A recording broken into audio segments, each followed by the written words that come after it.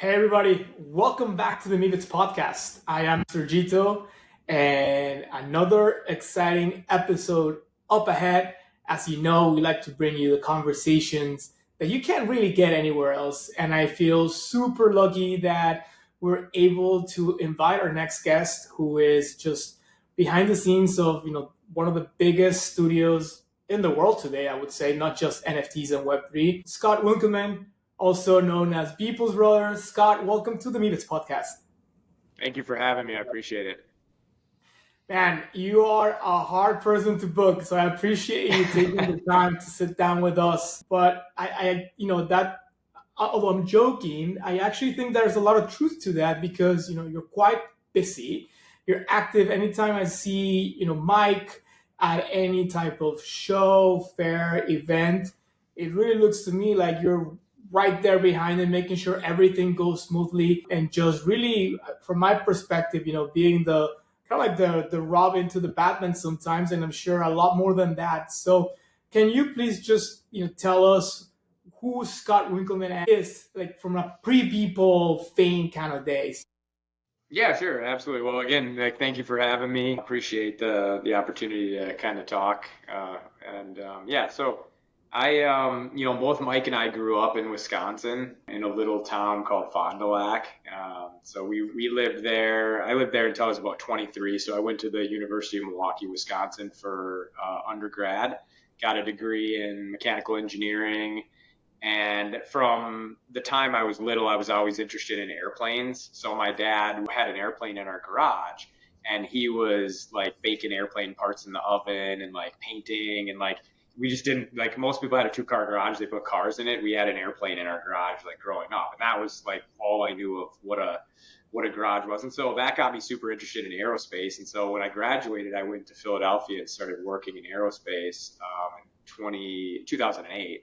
And so I really just fell in love with that. That was my career. My wife moved with me actually, and we did that for about 5 years, then moved down to Charleston, South Carolina, and Mike kept kind of visiting me.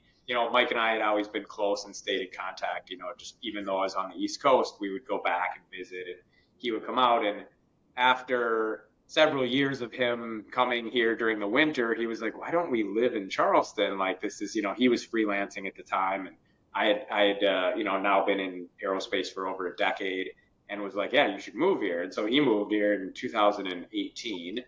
And, that obviously brought us even closer. My parents then, became snowbirds. So they would come and spend 6-9 months at a time. And so that kind of grew. Then I had kids. I've got, currently now I have two boys, 7 and 9, and we started growing a family. And then, we can talk about obviously maybe later the whole boom, but really my background is all in aerospace engineering for almost 15 years before Mike and I kind of started working together in 2020.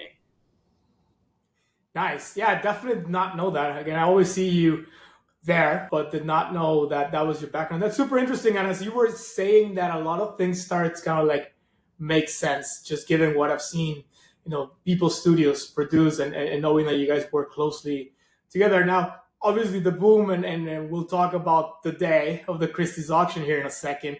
But you mentioned you started working together in 2020, and that was really before everything happened. So how did that collaboration come about? What led you to start working together? Yeah, so I mean, if we go back even further than that, like when Mike and I, people always ask, like, when did you start working with your brother? If you get technical, like I mean, Mike from the very beginning, when Mike, even before he started coining himself as Beeple in 2001, and even before all that, I mean, we were making 8mm films in the sandbox, playing with Star Wars action figures. When he did, start sort of his art career, and I was at Milwaukee, I would go to this warehouse where him and a collective, not many people know this, but it is on view in our gallery, called Done Best Done. We would do these experimental like weekend projects where we would just, do some bunch of crazy art, put it on a DVD. This is before social media. So like back then, distributing artwork, you had to burn DVDs and like distribute them to people. You'd hand them out at festivals and things like that. And I was, at least 20 of these sort of weekend benders where you just like ship it on Sunday type of thing. You get up on Sunday, you burn it onto a DVD, and then that was whatever you created over the weekend. And he would do that down in Milwaukee. So he would come down, we would kind of meet and do that. And so those were at least, not necessarily like working on projects together, but those were the first times we got creative together and kind of like had that sort of moment. Then in 2019, 2020, that's when I started kind of like being like, I need a career change. I need to pivot. I was not kind of planning on pivoting completely out of aerospace, like to go from aerospace to art.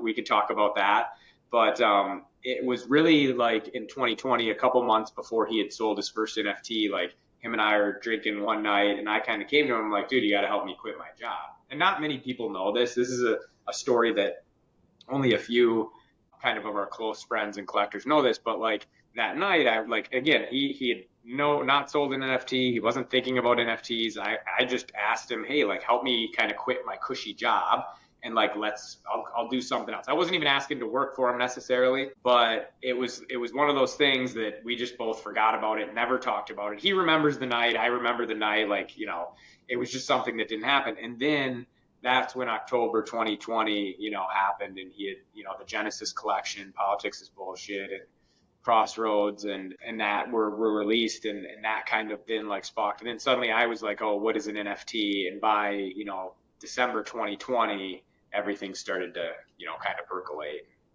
and get quite interesting. That's an awesome story. Thank you for sharing that with us and the Meebits community. It's beautiful. I feel like there's a lot of like late night drinking stories in Web3 that led to like conversations that changed people's careers and lives. I mean, the Punks acquisition started like that. There's a few other projects that started like that. So I love that. It's almost like provenance. And Yeah. So you mentioned Politics is Bullshit. I'll share my Beeple collecting story later on, but I used to have one and I miss it. This was third, fourth quarter of 2020. Is that right? Yep. And so were you working with Mike yet, or is it just still kind of, keeping an eye on what he's doing, still doing your like airplane stuff? Yeah, so at that time, I had been a manager for almost 10 years in aerospace and worked on a bunch of different programs. And I was on a program that I was kind of like, okay, I'm just kind of done with this. Like, I want to move on to something else. October 2020, the Genesis collection was released. I started kind of talking to Mike. Then he was creating a physical for what is now known as the 2020 collection in early December. And I kind of noticed like, oh, you're building this physical. And he said, yeah, I'm going to sell this like open edition for, $1,000, $999.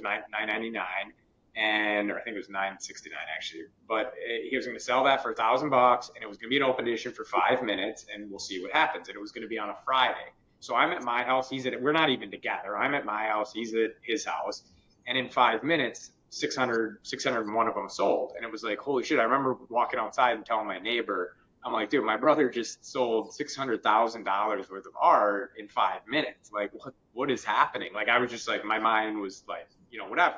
So then, of course, I'm calling him like, dude, you got to come over. And, not many know that the auctions, the way they worked for that weekend was there was a bunch of one-of-ones, 10 on Sunday and 10 on Saturday and 11 on Sunday, and they were all like staggered apart. So it was kind of like a pretty long thing because each one of them were closing an hour after each other for a long time. And so he came over that day and was like, hey, let's watch this together. Let's see what happens. And, for most people who kind of know the story, is like they started selling for, like 100,000, 105, 110, it was like within, a matter of a few hours, it was like, holy shit, you just made like another $500,000. Like by the end of Saturday, it was like, you made another whatever, 1.12 million.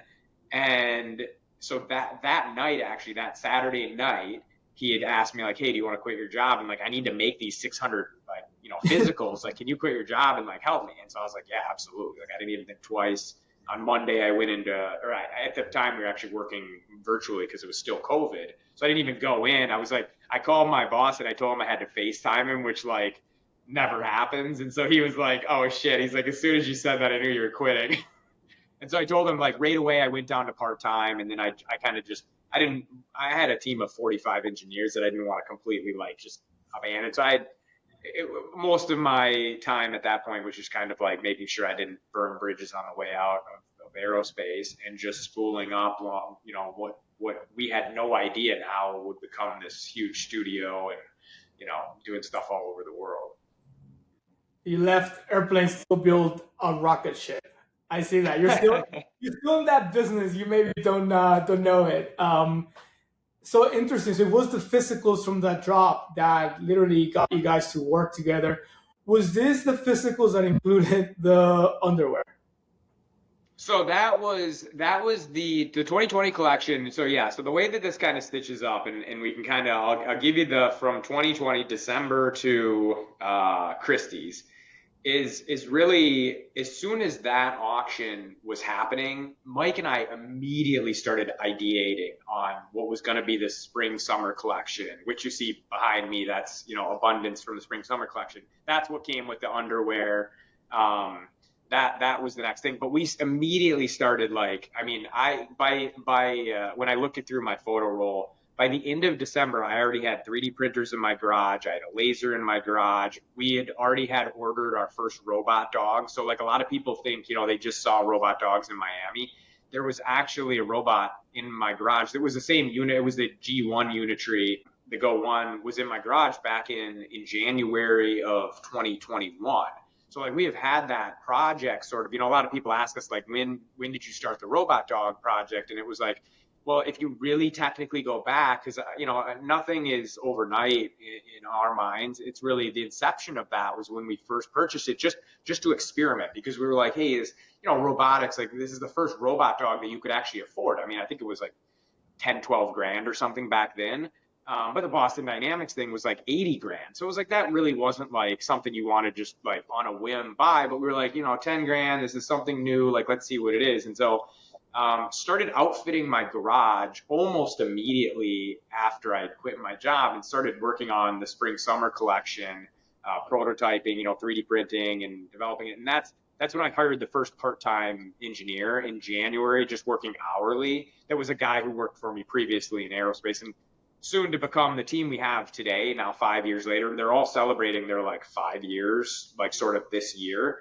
Our 5 aerospace engineers that had worked for me over the course of that 10 years of being a manager. I had managed a ton of teams, and all these people, I mean, my previous boss called me and was like, hey, if you ever need help, like type of thing, like, but these guys were just like really creative, super adaptable. Like, when we talk about the studio, Beeple Studios, these are the guys who went from, being able to design and fabricate and build like all like, not just, hey, I'm the engineer who designs it, but I'll go out in the wood shop and I'll build a prototype, and then I'll go 3D print stuff, and then I'll go create a circuit board.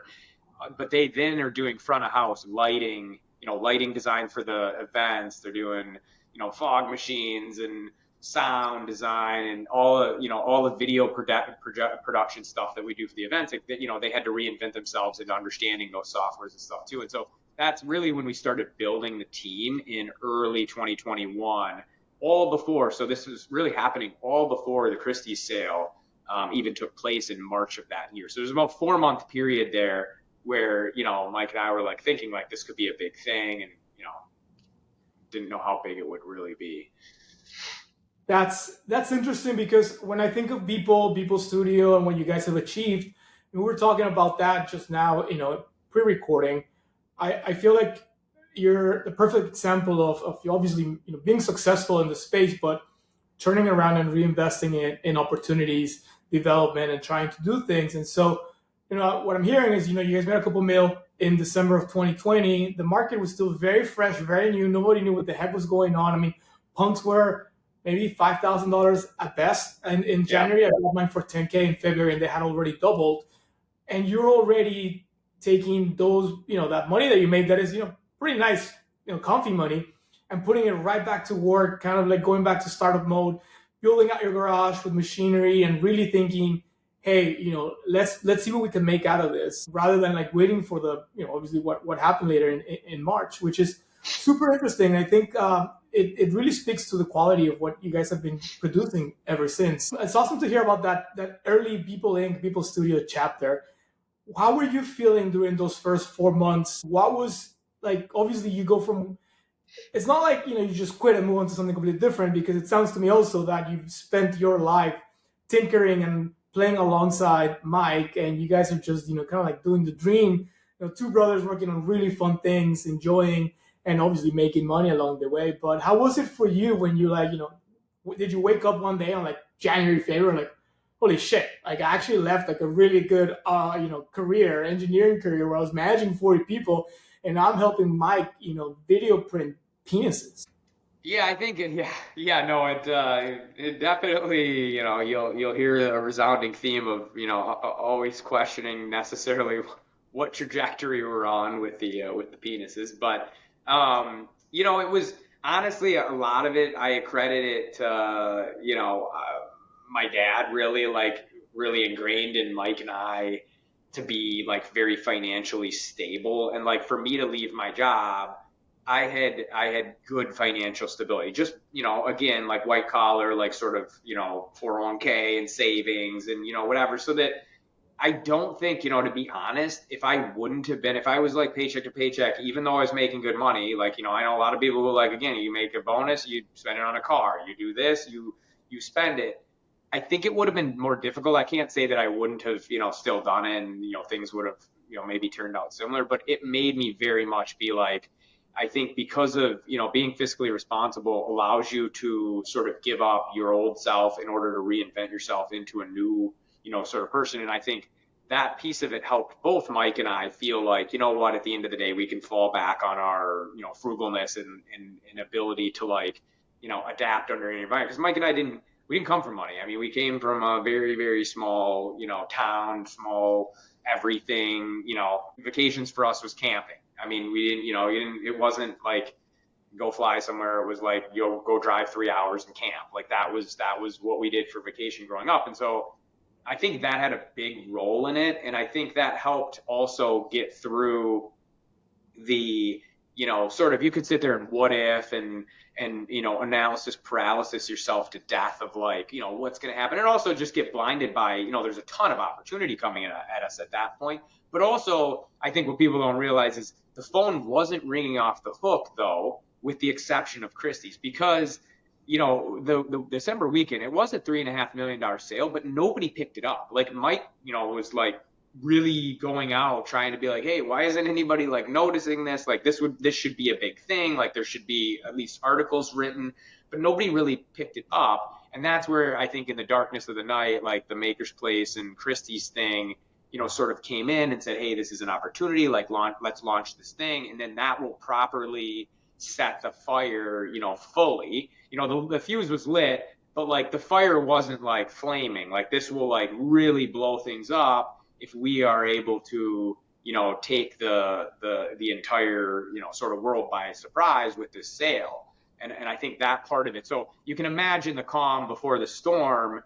It was pretty calm. We weren't like having to deal with too much. We did have to, at that point we were setting up a business to be able to like, scale and productionize and all that. And even the studio, it's funny, people are like, well, when did the vision of the studio happen? And it really, when we were in my garage, we had taken 7 85-inch TVs and we tiled them around my garage. So imagine, every wall of a garage, except for the garage doors in the front, had a huge TV that were all networked together. And so we'd already kind of thought about this space where we're like, we can, kind of immerse ourselves in digital art. And that's when we were showing people the 2020 collection. We kind of did that. We used the screens to be able to help sort of like immerse them in what the collection was and that sort of thing. And it ended up being like a tiny little mini prototype of what now is Beeple Studios and the experiential space. Sounds like an amazing man cave. Not gonna lie. It's a pretty good man cave. It was pretty fun. Yeah, it was definitely a good space. So obviously it all led to that day at Christie's. Historic. We all remember where we were. I was actually in Aspen skiing with my in-laws, and I was just, I could not stop looking at what was happening. We've seen them plenty of coverage and videos of Mike and his reaction. I think, two things stand out. One, he always wears a blue sweater regardless of the weather. Even in the desert. And two, for me, it was like, obviously your family, right? It's such a, we knew this from, it's so close and work together and we've seen it. in videos and features, but obviously now we're hearing it from you. We'd love to hear what your perspective was like that day. What were you thinking? How did you wake up? And how were you feeling when you went to bed that night? Yeah, so just to kind of step back maybe 7 days before that. So it was like for a lot of people, they didn't tune in until sort of the last day. I mean, some people definitely tuned in on the first day because they knew it was coming, but like once it started getting steam, a lot of people kind of tuned in sort of fully on the last day. But it was really kind of 7 days leading up. And what had happened 7 days prior is we didn't have a contract for the Christie's auction, and so I was like, people started saying big numbers, and they were like, "Oh man, this thing could sell for a lot." And so the night before the auction opened, I think it was 10 a.m. or 11 a.m. Before the auction opened, is I sat down for like 8 hours until 3 in the morning with lawyers on the phone, Maker's Place, the whole thing going back and forth and getting a contract like put in place.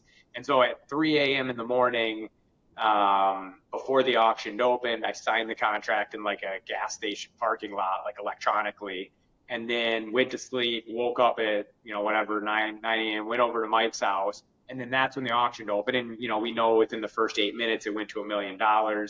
And then that sort of, again, just kept churning things along and really like kind of fanning the flames to what was going to happen. But the whole week was quite crazy because obviously like Mike's doing podcasts and clubhouses and whatever, and just people just keep, kind of like building the hype and anticipation. And Christie's was like, Noah Davis and stuff. And, I'm talking to Noah every day and what's happening. And he's just like, oh man, this could be huge. There's a couple of bidders that are going to come in, and, was very professional about it. Didn't tell us who it was going to be or anything like that. They kept it very like tight. And then, the day of, we were just kind of planning on, again, watching it at Mike's house. I remember going to bed the night before, and it already was like, continued to like balloon. It was already like, okay, this is crazy. And then woke up the next morning, got all the kids together. And I think, it's so hard, obviously, to like ignore what was happening, but at the same time, it's so hard to wrap your head around what was happening. So it really like, I don't think you're like, oh, like, well, that happened, so then you thought all these things would happen in the future. It's just, I mean, you're living in the moment. Like, at the end of the day, I don't feel like there's anybody can fully wrap their head around something like that. And then the actual minute of, I pulled out my phone like a lot of people and was just like, holy crap, I should record this. And then when it happened, I mean, I can only describe it as like the audio in my brain, because the sensory overload is like, I mean, huge. The audio is just like kind of almost cut. Like I can't really fully remember like what everybody's necessarily saying. I can watch the video and I now have that audio, but the moment of was like literally like just, the signal lost, beep. It's just like, it was like signal lost for audio. Visually, I remember like we immediately started going on a walk. We were like, we got to go on a walk, like Mike and Jen, Mike's wife and my wife and I, and not my mom and dad. My mom and dad stayed back, but we were just like walking around the block in like circles. Like it was just like, holy shit, like what happened? Like, what do we do? Like, just, because it's like, what do you talk about in that moment after? Like, it's kind of hard to like, you're just kind of all trying to work through like, okay, trying to like breathe through it, and walking helped a lot. So we just, I mean, for a while, and then I think Mike kind of got back on the phone and started kind of calling a couple people to just, thank you for the opportunity, sort of thing. But it took a sec to like register what was really going on. Did you sleep that night? Not super well, if I remember correctly. Like it was, I think we'd gone out and like kind of celebrated. Yeah, we did it, did like a dinner or whatever that night. But like, yeah, no, it was definitely, I mean, it was hard. It was a little crazy. I can only imagine. I mean, for us watching and being part of those days of the industry, it was just like, what just happened? Yeah. Obviously, major congrats 5 years later, but it's still, you guys, I feel like that. Obviously, it's not chapter one of Beeple Studio or Beeple Inc. I feel like, maybe that was the first drop in 2020. And then this being chapter two of what's been an amazing story so far. But for a lot of us, that was the prologue. That was chapter one. Yeah. That was early days. That was just like, wow. what is going on, which is amazing. Obviously, seeing an institution like Christie's not only platform your brother, especially with the type of art that sometimes he likes to produce. That not only we discussed the penises, but the very bold political takes, the cartoons, and all that stuff. It was yeah, it was one of the best memories I have of that year, which a year full of really really fun memories when it came to NFTs. So still happens. You guys now really have the firepower for this massive rocket that you've been putting together for what 5 months at this point in time. You got aerospace and engineers, and the garage maybe starts getting too small for what you guys want to do. What was the thought process? Over this next few months, I'm guessing you're already also thinking about the new structures and sculptures, and obviously we'll touch on like human one and those. But like kind of like on the day to day, once things settle down, if they ever did, what was that transition like, and what kind of like other opportunities did you guys start thinking about after this happened?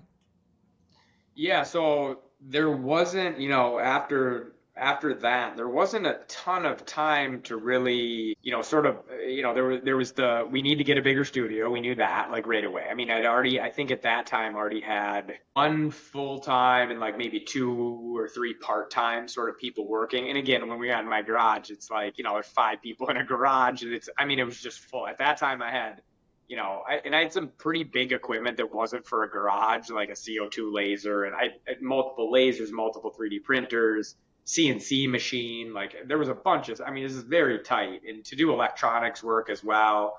Yeah, I'll have to bring some pictures up of that, old space. But we moved to a new studio like pretty quickly after that. But really, it was because so this whole time we were building the spring summer collection S2 and 2021, and really we had to launch that then. We'd already set the date on that. That was the end of April, and so it was just 6 weeks away. That was like, oh, we have this like other collection. Both Mike and I wanted to kind of like pull that out, because it was like, well, we have this like seed money, and now we should like kind of pivot and like focus on that. We certainly don't want to take more out of the market, like let's really be like thoughtful about how we go about this. And I remember him and I had a conversation, but we're like, but we already kind of announced it, and we told people, and let's just go forward with it. And so we really spent the next 30 plus days, about 45 days, getting ready for that, which it hadn't been completed yet. We still had some development for those people who have it. It came in a box, and the box had a circuit board, and the NFTs were interactive with that. They're definitely more than the 2020 collection, and so we had a lot of kind of things we had to finish. So once we did that, then that auction happened. And not if you're in the space, you remember that. But like not a lot of people remember that auction. That that most people you talk to, that it was in the wake of the Christie sale, and so the Christie sale was still like for the next couple months, still like as the 2021 sort of pressure built, everything was referencing sort of that as a like precursor to that. So really not many people that are maybe in the space that came in like in 2022 or 2023, I don't really remember that collection as something that we did. But even though it was like, it was over 500 pieces, we gave away 400 of them for $1. Then there was the leaderboard, which got freaking wacky, that like, you talk about like, that it generated $10 million, like almost overnight, because like at the beginning, and it was something that we didn't think would happen. But like, again, that's a ton of money when you think about it, like to like just generate overnight. And so that all happened. And after the that auction, we did go more into a sustainment mode. We got a space just to produce that, because again, we had to make 500 of them, and so that was no small feat. Being able to like put together a production line to be able to create these 500 physicals and get that going. And we moved in May of 2021. We moved from my garage to a 3,000 square foot space, and when we got to that space, we we outfitted it, we put flooring in, we did a Metacoven came and visited maybe in June, I believe, of 2021. And like we were gonna be there for a while. We were like, this is like our space, and we kind of set up like that. And we were only there 90 days. And then that's when we figured out like it's like, okay, we need a really big space. We're gonna need like a gallery space to be able to like show artwork. If we don't get an artwork in an institution, we can just show it in our gallery. We want an experiential space where we can have events and bring people in. And so really that summer was spent transitioning from finishing the spring summer collection and getting this new space like sort of established. And we didn't move into it until August of 2021. And that, then leads into like where Human One sort of like started, bigger sculptures. I'll go back to that nifty gateway drop that you mentioned, the spring collection, because I was and probably still am extremely salty that I did not get picked in that raffle. And my friend, former business partner Zen, he did. Oh, sure. I was so mad. My niece had just been born. Yes, and I was down in Texas, visiting, and I remember checking the phone in the car. I was so mad. So yeah, congratulations to everybody who won that. And that was a drop with what GigaChat, January 1st, Reborn that you have back there, biological collectible. Yeah, and then there were 4 one-of-ones and a full collection NFT. Yeah, that I fondly remember that. That pretty much like the last good Nifty drop, probably. It gave us a lot of good memories. I'm not Rest in peace. Rest in peace, Nifty Gateway. You have like 2 weeks to get your NFTs out of that platform, by the way. And if you're watching, go get them out. So summer, you move into the space immediately. You're like, nope, too small still. Let's go. Really, let's swing for the fences. Had you and your brother already decided like we want to stay in Charleston, or was like any other bigger city, obviously, New York, LA, Miami, probably being the ones where everything tends to happen? Was that an intentional choice because of, wanted to create like an art thing there, or just love the city so much, or did it just happen that you were already there?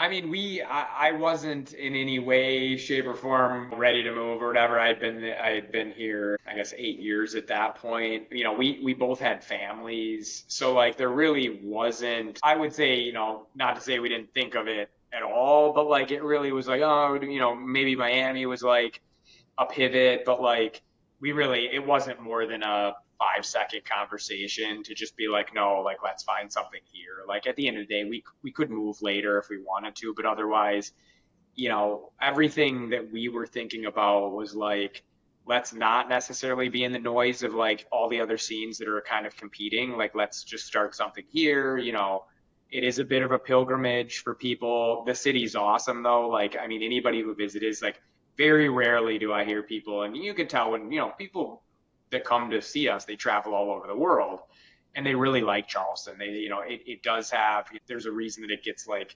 #1 for hospitality and just like people being super down to earth and nice. And so, and besides the beaches and kind of the downtown colonial theme and stuff like that. So there's a lot to like about the city. And so we were kind of just like, yeah, it just makes sense to like stay here, and it's cheap too. That was the other thing. It's like when you look at, if we were to have a space in New York or Miami or LA or something like that, I mean, just you talk about the cost of doing that just goes through the roof. And so we just felt like, this would be the right place financially to like, have a rooted studio.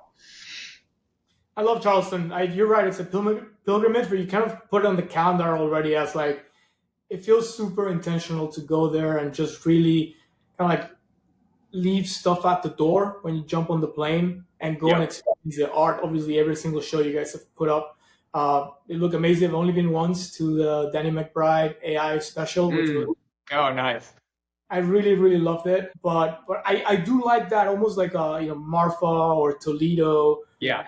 Or like even Lisbon now. Obviously, Lisbon's a bigger city than the other ones, but you go there with the intention of participating and immersing yourself fully in that week experience, and you're not competing with like, when people come to New York, right? Maybe they want to sneak in a show, or they have so many friends living here, or you end up at a club, or like whatever. Whereas when you go there, it is kind of like just making the trip for that purpose, and it feels. I don't know. I really enjoy those types of trips. I love that they're such a big part of Web3 and like digital art culture nowadays, and obviously Charleston being very much at the top of that list. The studio, it's huge. I mean, I don't know what the size is. I don't know if you know off the top of your mind. 50,000. Yeah, it's 50,000 square feet. Wow, that's like 8,000 of my apartments in one. Was it always the idea to make it like, because how would you describe it? I actually have a hard time, preparing for the show. Like, it's not just the studio. It's a gallery. It's a place for performances. It's got your offices. I'm sure it has a workshop. I didn't see it when I was there. It's got some like secret rooms. So how would you describe it? Yeah, that's a good question, and it is kind of hard. You go to the website, and most of the website is showing events, and most of the pictures are in the experiential space. There's a few in the gallery, but really kind of broken down into maybe like four. This is the way I help people wrap their head around it. Four sort of unique areas. Obviously, we have offices here where there's the 10 people. People always ask me how big the team is, so it's ten people. There's our finance person sits in Minneapolis and works remote. He comes to the events and stuff to help out and that sort of thing. But otherwise, it's 10 of us that are here. That includes Mike, my dad, and me, which my dad is working here full time. He retired, I don't know how many years ago, but then now he's just wants to work here. And so that's great. Like he loves it. He likes being able to go to stuff, and he goes to a lot of stuff. They'll be at the Node opening in San Francisco, Italy, and Hong Kong, and he sets up sculptures all over the world and does fantastic. He's an electrical engineer by background, so he does great. But the makeup of the team is really otherwise engineers and a couple fabricators. But the building itself, we have offices for those folks. We have labs in the middle of the building. That's what people don't necessarily see. And at the last event, this with Shepherd Ferry that we just had, I just started kind of doing sort of private tours with people, and it's something I'd like to make more public and open to all the guests, so that you could kind of sign up for a tour in advance, and then it would snake through all these labs, because the labs is a big part of the building. It's about, ballpark about 7,000 square feet of labs. And I'm talking woodworking lab, metalworking lab, electronics lab, a 3D printing lab, large scale CNC and lasers, all sorts of different stuff, and different fabrication rooms where we're building the sculptures. Everything that we've made, whether it's diffuse control or human one or transient bloom, all those sculptures are built here and designed by the engineers here and tested here and all that sort of stuff. So you can see so many of the things on that kind of the back in more of its raw form. You might see one of the sculptures cracked open so you can see what the inside looks like and that sort of thing. And I think it helps people understand like what's going on. And then in the back half of the building, which maybe is a little more than half, it ends up being about 30,000 square feet, is 15,000 square feet dedicated to a white wall gallery that has predominantly like kind of oil on canvas paintings accompanied with different sculptures. Now there's maybe 3 or 4 kinetic sculptures. The robot dogs from Miami, the APs, are set up in there. However, they're going to be taken down and they go to Palo Alto to be on display for the Node opening. And then they go to Berlin after that for the Berlin opening at the new National Gallery. So those are kind of rotating. And then, people know the 15-year room where it's got a, 12-foot by 64-foot panel with all the everydays Mike made for the first 15 years of the Everyday Project, which is in May we'll celebrate 19 years. And so that's kind of that. And then the experiential space, which is wraparound projection. So you've got 11 short throw projectors that are projecting on the walls. The columns are wrapped with 72 commercial 75-inch TVs. And so that's the kind of heart of the events for the most part. That's where people kind of like, Mike does his everyday live. If we're having a big thing like an election party, we're having a marching, band, a hot dog eating contest, that sort of thing. If we're having a Thomas Keller dinner, that's where the, kind of dinner event's going to be. That was the heart of the Shepherd Ferry piece where we're doing screen printing and muraling. You saw it when it was, synthetic theater. We're kind of doing live performance, which we're doing another one of those unofficially in September. But that'll come out here in the next couple weeks. And so that's kind of the makeup of the studio. It sits on 7 acres. We just started clearing some space in the woods. We did the after party for the Shepherd Ferry in the woods with a couple fire pits, and that worked out really nicely. And so yeah, that's kind of the meat and potatoes of the studio. Well, thanks for giving us that breakdown. Yeah, I think most people Yep. just see the pictures of the performance part, but that's gigantic place. It didn't really hit me until like we pulled in, and I was like, "Wait a minute, what is this? Is this the whole thing?" And then it just kept going. When you walk inside, it just goes and goes and goes.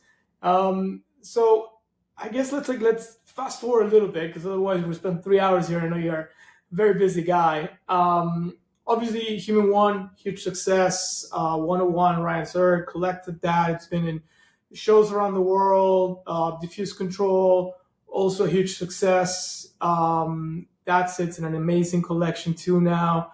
You guys have note opening, but I would say besides the Christie $69 million sale of the 5,000 everydays, obviously your other big kind of like public awareness hit was where the dogs at Miami Art Basel 2025. I had been to Basel before, mostly to party in my traditional finance douche bro days. I had gone through the fair. I had never seen anything like that. It was like they were giving away free bottles at Live.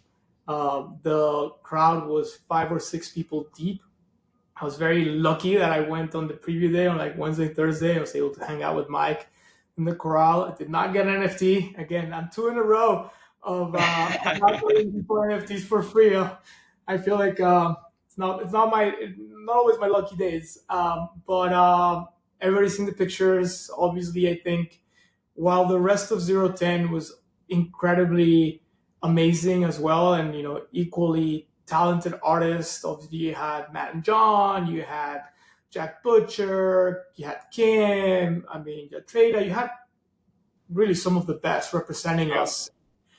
The dogs transcended. The dogs were the ones that all of us in NFTs had our family members sending us the videos. Hey, isn't that what you do? Isn't this what you're into? Hey, this is the guy that you like. They were on every news channel. They were everywhere. So I would love to get also like the behind the scenes look at, now we know they're something that's been around Beeple Studios for a while. But how did that, hey, we got a little bit of like play money, let's buy a robot dog, turn into one of the most talked about art exhibitions of the century so far? Yeah, so like it's kind of said before, we had at least a dog 5 years ago. We acquired another one. I think it was maybe a year after that, and then really that project kind of somewhat sat for a while. Eventually, some things that I'm good at is convincing Mike to show stuff before maybe it's fully baked. He doesn't like that; it makes him uncomfortable, and I can understand as an artist, like showing artwork, before it's fully done, and having potentially that influence of somebody, saying something or whatever, or just kind of getting it out there, kind of putting yourself out there. But for the dogs, he did do it. We eventually showed it to some people, and the reaction was visceral, and people were very excited, and many people haven't seen a robot like that in real life before. You've only seen a video online, and when the Go 2 came out and it was very stable, the platform was like very good. The Go 1 is not so. It would fall pretty frequently, and like the Go 2 was like, hey, this is something we could actually do something with. And so we had these masks that we would use during the events of all these sort of famous people that we were like, hey, let's put one on the dog and like kind of see what people think. And so we had a little sort of get together in January 4. Actually, no, it's 25, January 25, last January, and we showed a couple, and the reaction was great. And we were like, okay, we really got to like do something with this, and it didn't happen really overnight because we had applied to Basel, Switzerland, to Unlimited, and didn't make it in. And then we just were like, okay, let's put it on the shelf. And then that's when 010 came, and they're like, hey, I think we could get this in. And we're like, okay, it'd be this robot dog. Are you gonna do that? And they're like, yeah, we'll do it. And so right after Synthetic Theater, we actually like fully started the production of regular animals, and it was about 6 weeks until we had to ship it up to, ship it down to Miami and put it on display. And so it happened very fast. People are like, "Oh, did you know like that kind of reaction?" It's like, I mean, we thought there would be a good reaction. I didn't think there'd be, 300 people surrounding the exhibit, but it was apparent like when we started setting it up. I mean, there were workers that would eat these little carts, and they would just stop there and just get out the cell phone and film it for like 5 minutes, and like it was just like absolutely bonkers. And it's something that, again, we didn't necessarily know that would be the ultimate reaction, but it was really good for the studio. It had a good message, I think, overall, and now we're glad to see it traveling and going on other exhibitions. It was amazing. There's very few words to describe the the feeling of being in a show like that, where your people, because obviously we're all in this thing together, or like a little Web3 family, having that level of success in like such a usually like stiff traditional setting. Obviously, Art Basel has continues to innovate, and 010 under the stewardship or the curatorship of Eli, and obviously Benny being involved, and a lot of people that we love being there, pushing them forward into the future. But yeah, I feel like that was one of those moments that people will never forget. I'm curious, and how does that? I guess obviously the dogs sold out quite quickly even before the show. Give us a little bit of like the behind the scenes as to how like pieces like those, how do they get marketed, commercialized? Do people get their dogs? Like is Raul playing with a dog in Little Cayman? Oh yeah. When I gotta go back to visit him whenever he gets that dog, like what does that look like? Yeah, that's a good question. With almost all, like, we've been very fortunate that like when people come to visit us, like, you know, we work on pieces, and we have maybe a new artwork every, let's say, 3 to 6 months or something. A new sculpture or something at least gets to like maybe 80% done. And when people visit, a lot of people are like, "Hey, is there something here to collect?" And we don't really have, to be honest, like, during the events, like nothing's ever collected. Like I can for sure tell you, I've never made a sale during an event. So like, it's just not, that's not the vibe. That's not what we're going for. But people come back and visit during, sort of quiet time, and like, they kind of look, and we've been very fortunate that many things, when they're 80%, people are like, "Oh, okay, I'll take that. Like, I really want to like collect that." And they see the vision in some of the pieces. With the robot dog specifically, it was really just, Mike and I kind of worked together, and we've been fortunate to have a lot of art advisors around us that are traditional art advisors that, many of which are gallery heads, like some of the biggest galleries that, have ingrained in us the understanding of how to seed collectors in a bespoke manner, find people who have collections that are collecting for, hundreds of years, not 10 years. Um, you know, Control supply, put the right price out so that you're not taking too much out of the market. Really the dynamics of running a healthy, sort of business from that standpoint. And then when it comes down, we kind of have all that figured out. It's like, okay, this is going to be the edition size. This is going to be what the price is going to be. We have a sort of marketing deck. It's really kind of calling our core collectors like sort of first, because last thing you want to do is surprise them with like, "Oh yeah, we had this thing, but we didn't like, sort of reach out to you." And so even though that, for everybody who's like, "Oh, well, I wish I could have access," and we are thinking about how to do that in a bespoke way, like how to have a public offering where people can have more access. But it really, to us, it's like paying sort of respect to the people who have been supporting us for the last several years. And by the time we got to the fair, I had one left. I had one single dog before the preview day, and that was sold, like, no kidding, within the first 5 minutes of the fair opening, to somebody who sort of one of our other collectors vouched for and said, "Hey, like, this person's a good collector, and will do good." Now, going forward, we did not, the dogs that you saw in Basel, Miami, were not the ones that we were ready to deliver. I mean, they were as scrappily put together as we could to make them look, appropriate and professional and working and functional and all that. But they weren't going to be the ones that we ultimately were able to give to collectors. And so over the course of the last 3 months, we've been hardening them, testing them, all that sort of thing. And what people, and it wasn't even necessarily known to people what they were going to get at the end. We were like, well, you're definitely going to get a dog and it's going to work at home and it's going to do these things. And then we got back and we're like, well, how are we going to not have these dogs fall down the stairs? And I get a call that's like, whatever. And so what somebody's going to get in a nutshell is they're going to get a kind of a console that Mike developed that has a touch screen on it. And that's going to give you the stop, start, pause, health sort of characteristics. Going to have a little view of what the dog's seeing. None of that was shown at Basel, but we developed this, this sort of like, what we're calling the console that like, shows you how to control the dog and what to do and what the vital signs of the dog are and that sort of thing. And then you're going to get the dog itself in a little pin that we've designed.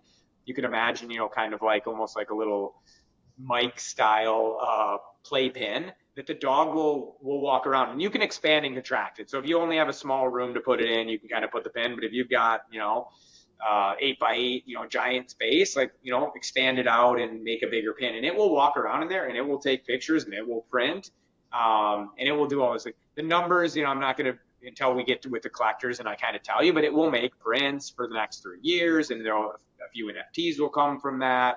And it will continue to do that, and it will do that in each person. So you're right, Raul down in Cayman, like he will have one in if that's where he chooses to have it, and it will have memories and make memories and print pictures and stuff like that. And so that having to figure that out and figure out how would somebody live with a kinetic sculpture like in their house, a robotic sculpture, and that sort of thing, that's what we've kind of been doing the last 3-4 months since the sale, and getting that hardened and ready for delivery in the June timeframe.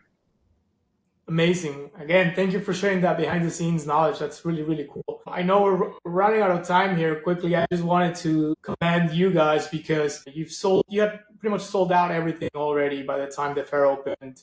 And I saw you and Mike at that pen nonstop from the moment the doors open to the moment the doors close. And it's just so amazing and so inspiring to see somebody who's achieved so much success and continues to be successful in all kinds of ways, to be present and talking to people. I mean, every time Mike did a coffee, people were there to help, you were there to help, and you're running back and forth in the control center and making sure everything was up to the standard that you guys have put for Beeple Studios and yourselves. And yeah, it's you guys are leading by example, and somebody that's in the space trying to build something. I appreciate you guys so much for showing us the way, in the sense of like, again, you or your brother did not have to spend 12 hours a day there talking to hundreds and thousands of people, most of which wanted a free $30,000 from you. The NFTs, right? And gracefully and just amazing. So thank you guys for being such good stewards and ambassadors of the space. Just to close out the conversation, that's been really, really fun. What does the future look like? What does it hold? What can you share about what you guys are dreaming, planning, scheming? What's next for Beeple Inc.? Yeah. I mean, that's a good question. I think we're on the cusp, obviously, like, elephant in the room, that the market is in a difficult, challenging time right now. I think, continuing to focus on building things that are relevant, building things, Mike sort of always talks about, things that are going to last 500 years. I mean, that's really difficult. That's extremely difficult. Like, to come up with an idea that will withstand the test of time is something that is not done on a daily basis. It's not done on a weekly basis. It's done over years, and it takes the culmination of many people's support. I appreciate very kind words on everything we're trying to do, but I feel like the one, biggest thing Mike and I are aligned on is, if we're going to make, an impactful statement that has people having conversations about it for decades and maybe centuries to come, it has to be prolific and something that wasn't maybe born overnight, but was worked on over the time. I think we have a canvas in front of us, like many people have a canvas in front of us right now with the AI boom that's happening, that both Mike and I fully believe is unlocking creativity rather than sort of robbing creativity. I think it's a new paintbrush for people to use. It's a new software development for people to develop, and then robotics. I mean, robotics is a physical thing that is coming. It was here, in our houses and in Roombas and things like that for the last few years, but now it's going to come in a much bigger way. And you're going to see, I think, in the next 5 to 10 years, that not only is it a bigger part of our lives, but it will be a bigger part of art. And you'll start to see, maybe the next 100 years of sculpture that might be more kinetic versus the last 100 or 1,000 years plus of sculptures that is static. Not to say again that those things won't exist, but something new is on the cusp here, and something that I think we're really excited about, and that's what we're focused on most. Well, that's music to my ears, considering Meebits are digital sculptures, and yeah, obviously it can be very kinetic both in digital and physical form. Scott, thank you so much. This has been Thank you. I really incredible, appreciate it. incredible. So yeah, any final words for the Meebits podcast audience? Yeah, just no, thank you. Keep collecting, keep the positive energy. I think at the end of the day, if you're doing great stuff, then we'll all get through this together. Please come up and see us anytime when we're out. Love to meet more people and just connect with more people. So really appreciate the time. Awesome. Well, thank you so much, and thanks Thank you. everybody for tuning in to the Meebits podcast.